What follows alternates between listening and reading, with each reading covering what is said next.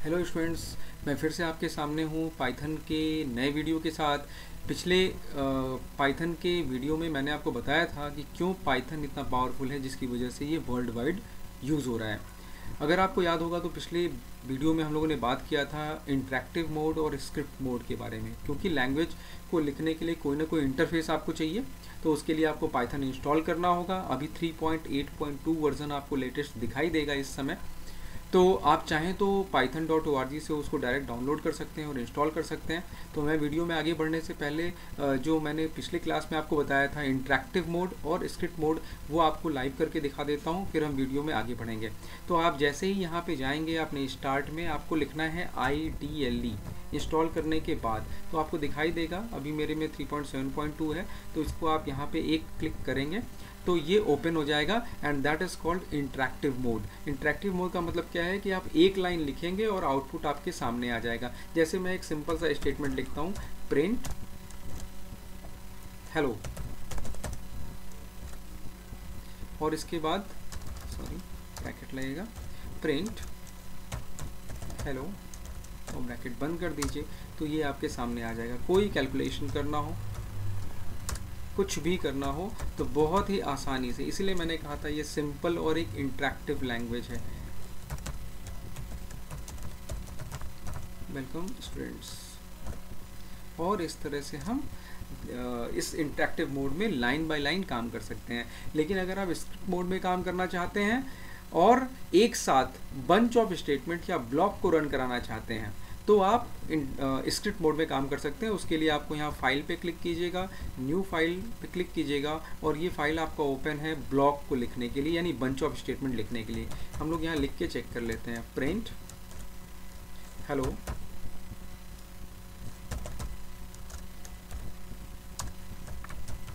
Print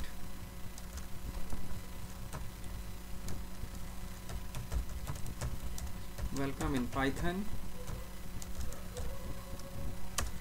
और print bye. ये 3 line का एक ब्लॉक हमने लिख दिया। फिर करना क्या है, आपको फाइल पे क्लिक करना है और सेव एज करना है। मैंने बताया था आपको .py एक्सटेंशन होता है। Save as type Python file है, इसका मतलब ये अपने से py हो जाएगा। इसका नाम दे देते हैं हम लोग, फाइल का नाम कुछ भी नाम दे देते हैं हम लोग, पाइथन ही नाम दे देते हैं, ठीक है, पाइथन 1 के नाम से दे देते हैं और यहाँ पे सेव कर लेते हैं। इसके बाद यानी पहला काम सेव करना और दूसरा काम रन पे जाके रन मॉड्यूल, जैसे शॉर्टकट F5 होता है। तो जैसे ही आप रन मॉड्यूल क्लिक करेंगे, आपके सामने ये 3 लाइन आपको दिखाई देगा, hello, welcome in Python and bye.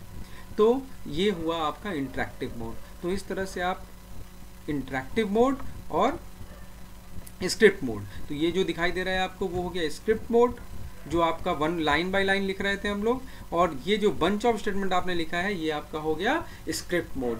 तो स्क्रिप्ट मोड में बंच ऑफ लाइन को रन करा सकते हैं और इंटरेक्टिव मोड में लाइन बाय लाइन आप चाहें तो रन करा सकते हैं। इसी जानकारी के साथ हम लोग आगे बढ़ते हैं अपने वीडियो में।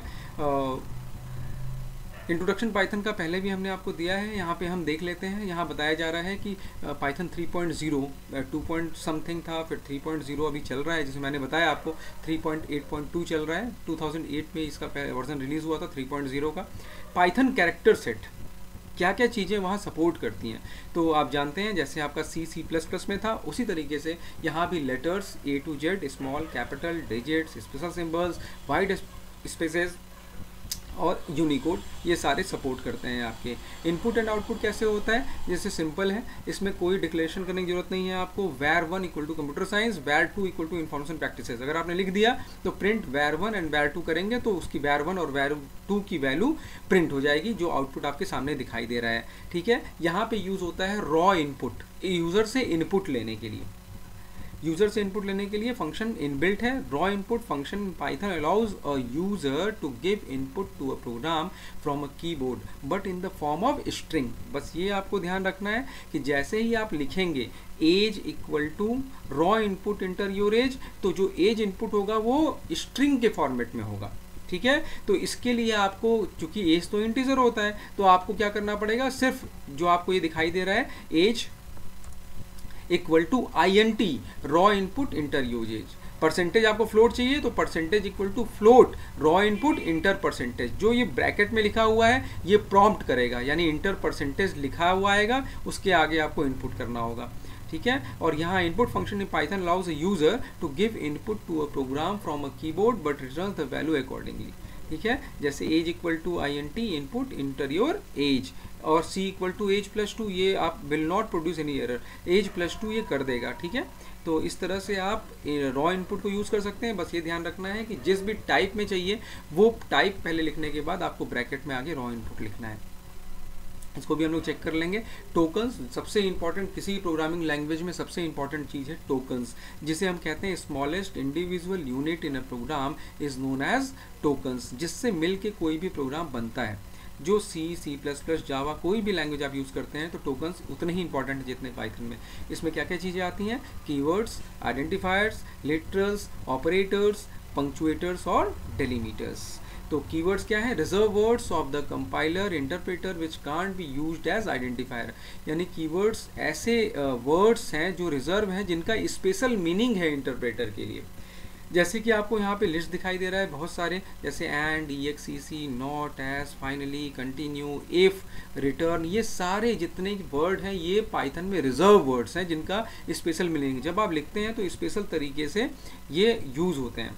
कैसे यूज़ होते हैं सारी चीज़ें हम लोग आगे देखेंगे। इन्हें आइडेंटिफायर की तरह यूज़ नहीं करना है, ये हमेशा ध्यान कर लीजिए। आइडेंटिफायर होता क्या है? Python identifier is a name used to identify a variable, function, class, module और other object. Python identifier is a name, जो आप नाम यूज़ करते हैं उसको आइडेंटिफाई करने के। जैसे आपका जो नाम होता है वो क्या है? आपको आइडेंटिफाई करने के लिए वो नाम आपको दिया गया है। इसी तरह से वेरिएबल्स को आइडेंटिफाई करने के लिए हम कोई नाम देते हैं। जैसे हमें मार्क्स स्टोर करना है तो हम मार्क्स का नाम दे देंगे, हमें नेम स्टोर करना है तो हम उसका नाम नेम दे देंगे। तो नेम क्या हो गया? आइडेंटिफायर। मार्क्स क्या हो गया? आइडेंटिफायर। अब आइडेंटिफायर स्टार्ट किससे किससे हो सकता है? An identifier starts with a letter A to Z और A to Z small capital और एन अंडरस्कोर फॉलोड बाय 0 और more letters, underscores and digits, ये सारे अलाउड हैं।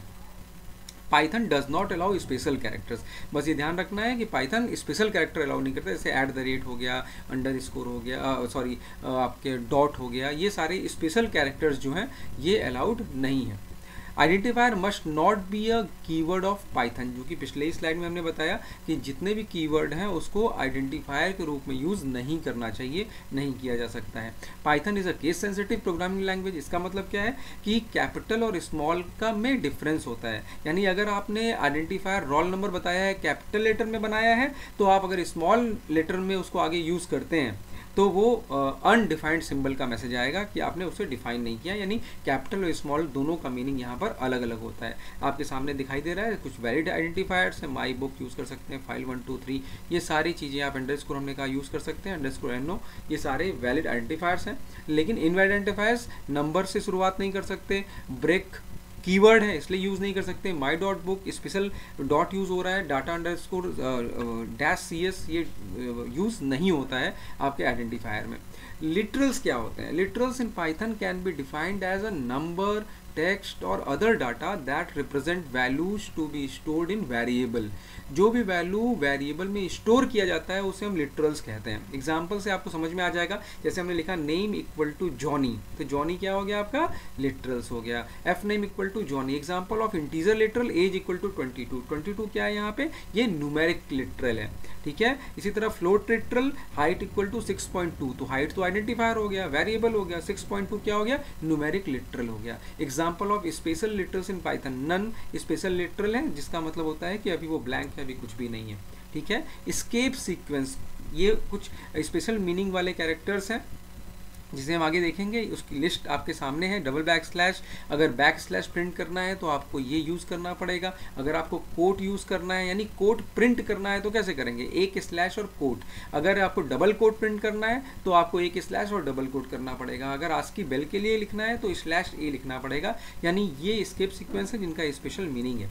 ऑपरेटर्स क्या होते हैं? Operators can be defined as symbols that are used to perform operations on operands, यानी यहाँ दो चीजें आई, ऑपरेटर और ऑपरेंड। ऑपरेटर ऑपरेंड्स, ऑपरेंड जिस पर एक्शन परफॉर्म किया जाता है। जैसे हम बोलें अगर 2 + 3, तो 2 और 3 क्या हो गए? आपके ऑपरेंड हो गए, और प्लस क्या हो गया? ऑपरेटर हो गया। क्लियर है।